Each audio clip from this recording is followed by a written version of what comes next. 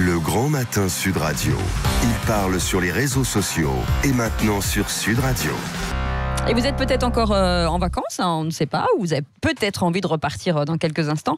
On est avec un influenceur ce matin, il s'appelle Bruno Maltor, il est blogueur, influenceur voyage, il a un blog qui fonctionne extrêmement bien, 2 millions de visiteurs par an, bravo, et il a 220 000 abonnés sur Instagram. Bonjour Bruno. Bonjour, enchanté. Enchanté. Plutôt bien présenté. J'ai un peu la pression maintenant. Ah bah non, mais là vous avez vu. Non, mais nous, on est justement devant vous, presque à genoux, en disant bravo, bravo. Non. Alors vous avez une particularité, c'est que vous faites des photos de paysages exotiques et surtout vous nous donnez envie de voyager. Ouais, c'est le but. Ça fait 7 ans que j'ai créé un blog voyage, comme vous le disiez. Bon, à la base, il n'y avait aucune prétention parce que certains, il n'y avait pas le mot blogueur, le mot influenceur qui existait. C'est un peu le mot du moment. Donc, il n'y avait pas de prétention du tout. Et vous êtes quoi de plus que les autres, justement? Pourquoi ça cartonne? Je sais pas vraiment. Il faudrait plus demander à mes abonnés. Mais en tout cas, j'essaie vraiment de faire du travail qualitatif. Donc, c'est pas publier de la photo à tout va, etc. Mais c'est de faire des vidéos qui sont les plus belles et les plus intéressantes possibles, avec des fun facts, avec des choses un peu marrantes. Et je pense que ça marche plutôt pas mal. Des belles images plus des infos intéressantes. Oui, c'est ce que j'allais dire. Il y a des infos intéressantes puisque vous donnez la possibilité aussi en disant voilà, pour partir, vous devez avoir telle et telle application. Donc c'est plutôt intéressant. Ouais. Comment aujourd'hui, parce que nous on a tendance à prendre des photos tout le temps et un peu partout dès qu'on va en vacances, vous avez des conseils à donner? Parce que entre la photo qu'on voit chez vous et la photo qu'on a dans nos portables, ça n'a rien à voir. C'est un peu le problème. Effectivement, c'est marrant. La première chose à faire, c'est essayer de faire des photos pendant l'heure dorée. C'est quelque chose qui arrive soit au lever du soleil, soit au coucher du soleil. Où la lumière est douce. Ouais, exactement. Là, je me suis levé justement ce matin, je viens d'arriver à Toulouse, 4e ville de France, afin d'immortaliser justement la ville rose.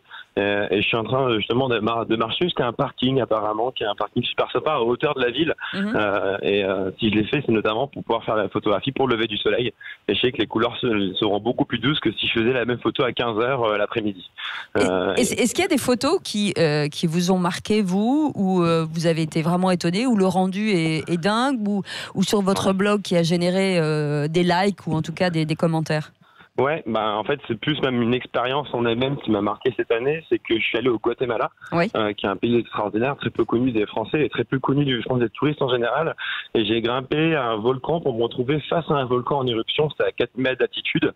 Et donc, du coup, il explosait toutes les 10 minutes littéralement face à moi. Le volcan en éruption s'appelle El Fuego. Et effectivement, c'est une photo que j'ai prise sur Instagram, sur mon compte Instagram qui s'appelle Bruno Maltor. Il y a eu plus de 30 000 likes en 48 heures. Ah oui. Donc, je pense que c'est effectivement la photo qui a le plus fonctionné sur mon compte, mais c'est aussi lié à cette expérience qui était l'expérience la plus folle de ma vie, sans aucun doute. Donc c'est lié dans tous les cas. Mais est-ce que ça veut dire que vous prenez des risques justement pour avoir la photo? Non, alors là quand même j'étais avec une agence, etc. J'étais pas face au cratère. D'accord. Non, ne faites pas tomber la magie, disent oui. Non, je prends très peu de risques, je ne suis pas comme ça.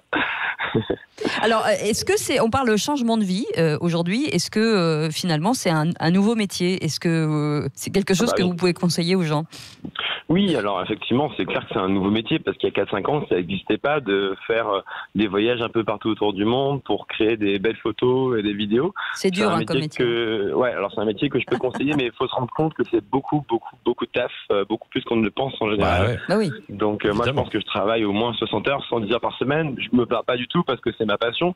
Mais voilà, faut pas penser que c'est juste faire une petite photo, la poster sur Instagram et on devient célèbre et avec des centaines de milliers d'abonnés. Non, c'est beaucoup de boulot parce qu'il y a beaucoup de monde qui veut devenir blogueur voyage. Donc, il faut juste prendre ça en compte. Et on comprend. C'est une passion, merci beaucoup en tout cas, Bruno Maltor.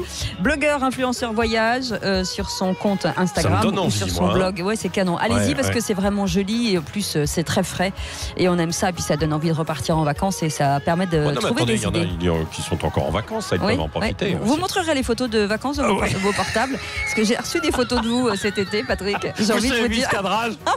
Moi, je vais appeler Bruno. Mais c'est une catastrophe. Mon Dieu, c'est une catastrophe. C'est flou, c'est souvent la nuit. Et quand vous me dites en dessous, t'as vu, c'est génial. Je dis, mais qu'est-ce qui est génial en fait? C'est pas. Non, attendez, Alex. Je n'ai toujours pas compris où vous étiez parti, Patrick. Faudrait que vous m'expliquiez. Il est 6h58. Restez avec nous.